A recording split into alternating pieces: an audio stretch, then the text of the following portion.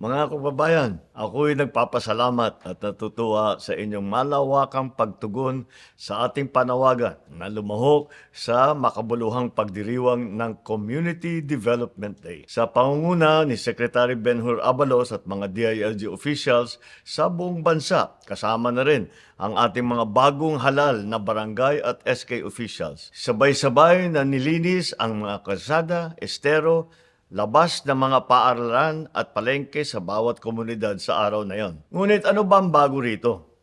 Ano ang bago na itinatag natin sa bagong Pilipinas? Ang kaayusan at kalinisan sa bawat barangay ay gagawin nating tuloy-tuloy. Buwan-buwan na susukatin ang performance ng barangay council at kikilalanin natin at pararangalan natin ang mga outstanding na performance. Higit sa lahat, ang kaayusan at kalinisan sa bawat barangay ay tutukan ng inyong Pangulo. Yan ang isang bago sa bagong Pilipinas. Mga kabarangay, saludo ako sa inyo.